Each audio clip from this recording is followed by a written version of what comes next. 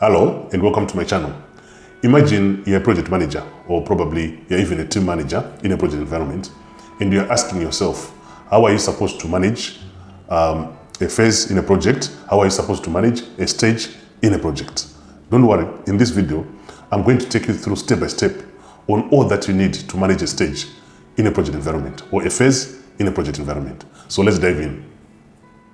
Hello and welcome to my channel. My name is Oscar Mbira. I'm a certified program and project manager.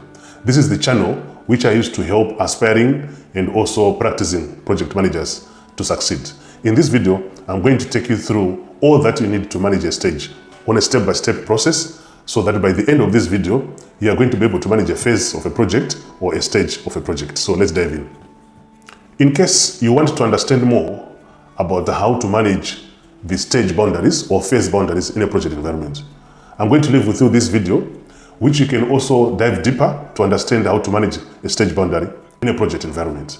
So let us start by understanding what is a stage in a project environment.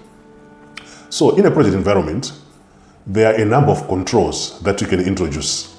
These controls, they also help you to manage the project all the way from the beginning up to the end.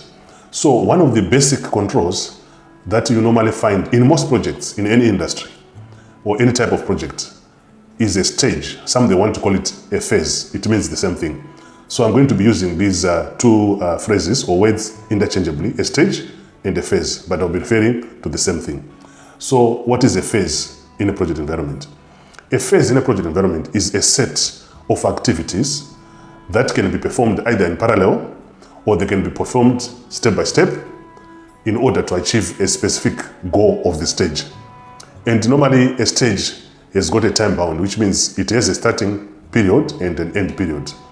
Within the stage, this is where the focus of a project manager is very, very important. And that is the purpose why I created this video. So that if you're a project manager, you know this is the phase that you have to control. You know this is the phase that is very important for the success of your project.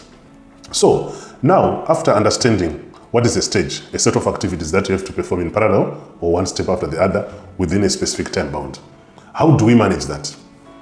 I can tell you from my experience, managing a stage is the responsibility of the project manager.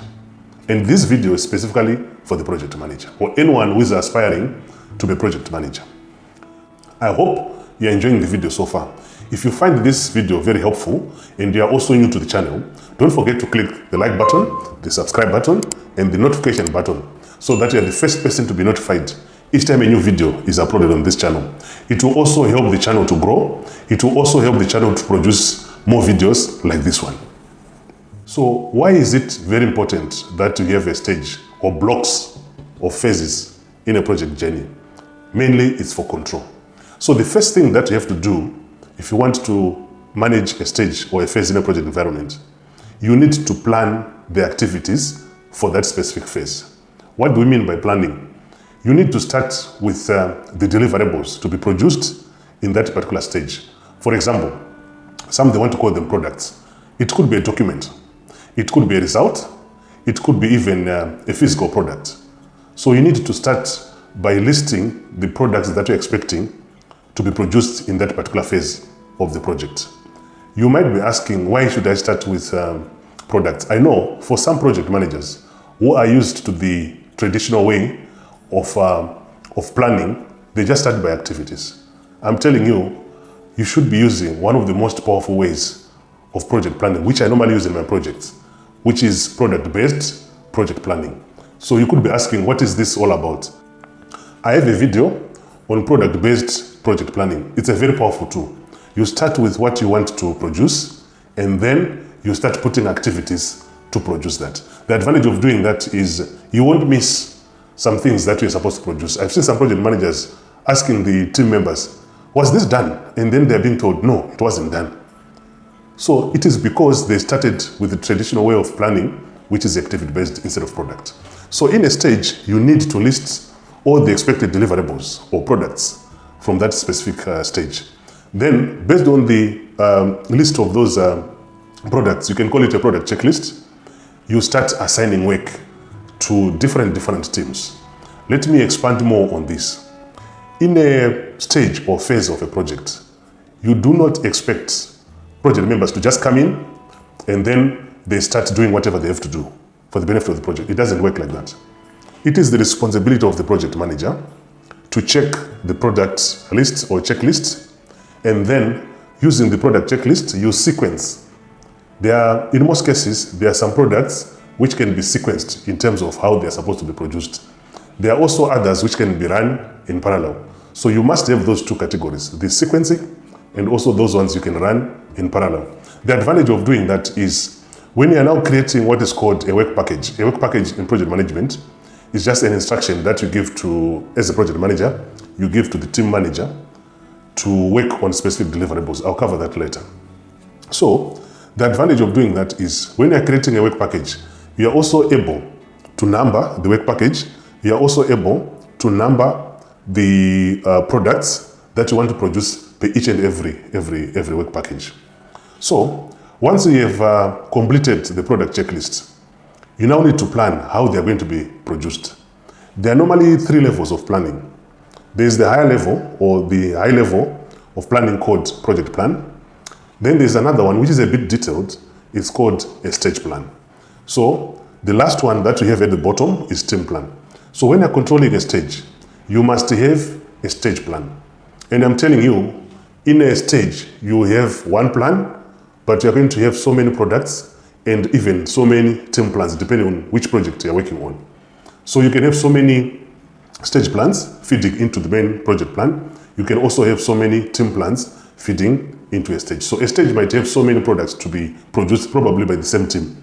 So obviously they'll come up with different plans to deliver those deliverables. So it is also quite important that after planning the stage, you have identified the products, you have identified the activities to be done. Now you come up with a work package list.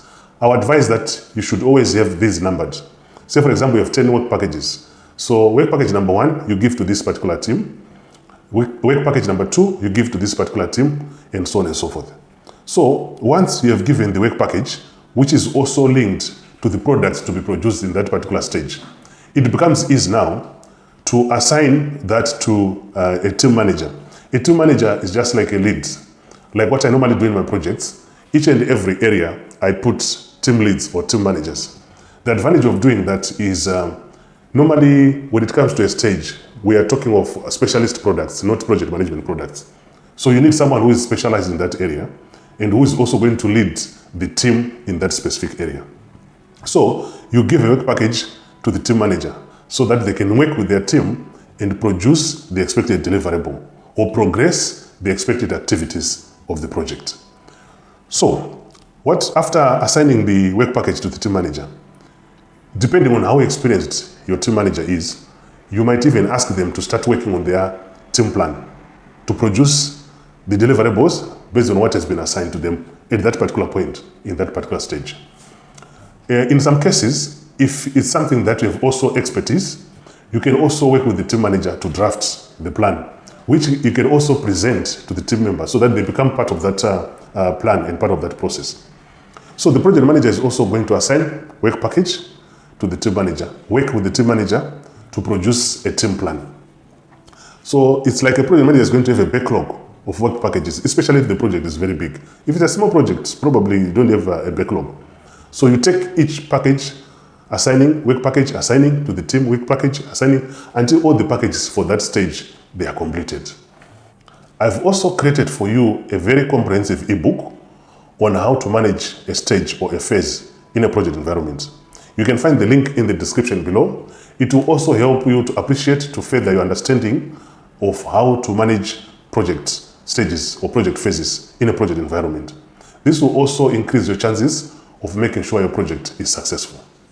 So once the team plan is in place, the expected activities in managing a stage or a phase in a project environment as a project manager is now to track progress on each and every assignment that you have given to any specific team. So you are going to check in terms of the deliverables.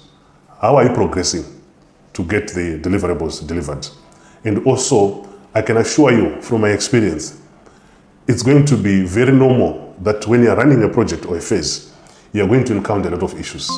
Some of them, they might be within your control. as a project manager. Some of them, they're going to be outside your control. So therefore, you have to escalate them.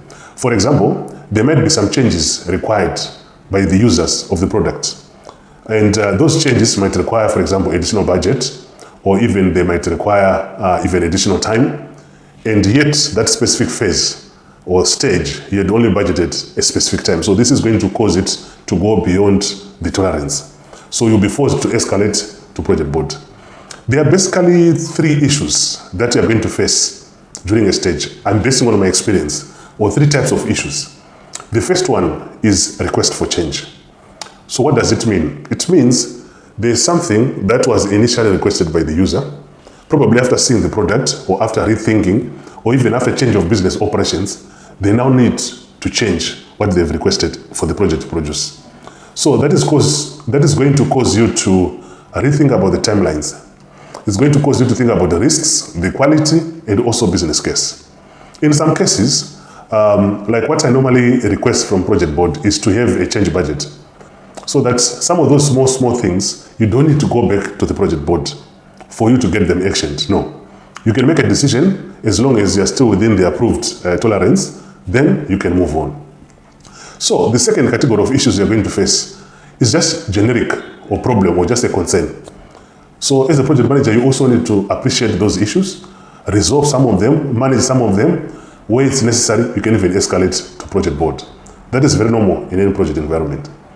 Then the last one is what is called off specification. So this is where a specific product is expected to have some specific measurements, but you're getting something else different. I'll give you an example. You were expecting a certain product to be yellow. It's coming as blue, as an example. If it's coming as blue, then it means you don't even need to quality check it. That item is off. That's why it's called off specification or off specs.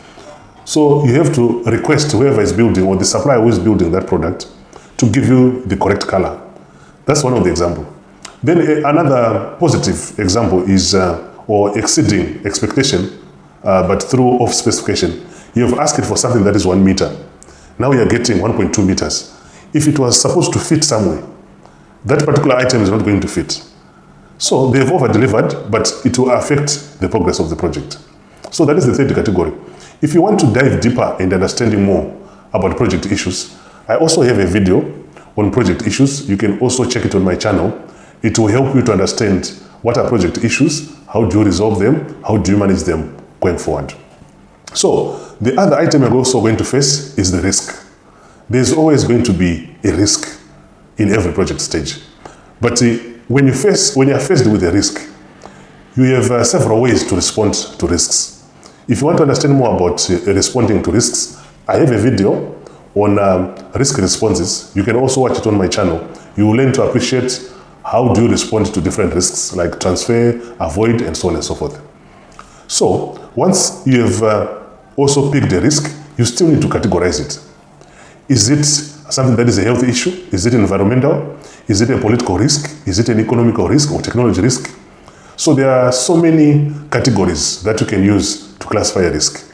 If you want to appreciate and understand more about risk categorization, I also have a video on risk categorization. You can also watch it from my channel and also appreciate what is a risk category. So in a stage, you have now picked the issues, you have now managed the risks. There are normally 2 triggers of closing a stage, which you must manage as a project manager. The first trigger is everything is going normal, which means according to plan. There's no need to ask for any approval. So it means naturally the stage is completing according to plan. So that one, you create an end stage report. If you want to understand more about end stage report, I also have a video on end stage report. You can also watch it from my channel. You can also watch it from my channel and understand more. So now, once the risk is also identified, the other part that is also going to keep you active as a project manager is exception. So what does it mean? A stage can be concluded because of a problem. We use the word exception in the project management domain. We don't say it's a problem because it could be something positive. Someone might come with a good idea that can cause you to replan and rethink about the stage. So it's not always the problem. So when it comes to exception, which means you were supposed to run your phase or your project from here up to this point, maybe in between, you have discovered that there's a serious issue that is not going to make the project sustainable. So you stop at that particular point, you create what is called an exception report. You also create what is called an exception plan within the stage, which means either you want to recover the lost time, or you still need to predict how long that particular stage is going to take. So those are the two triggers, either an exception or a normal or natural end of a project stage. So as a project manager, this is what you are going to be managing throughout. So you have now given the work package, you have now set with the team manager, you now have a team plan, you are now checking progress. There is always a time, it depends on how long the stage is going to take. For example, I was in a project where we had to run it for about 2 years, and one stage was taking about 3 months. And since the board, the project board, they had requested that I should be updating them every month. So when you're managing a stage or phase in a project environment, you are also supposed to create what is called a highlight report, which you are supposed to update or present to the project board. They want to know, how is it progressing? Any challenges? What are the issues? What are the lessons learned? And so on and so forth. So we're going to cover the highlight reports in a few minutes to come. But it is very important for you to understand that when you're running a project, you have to reach a point where you have to create a highlight report to update all stakeholders on how the stage is going. Are you still on track?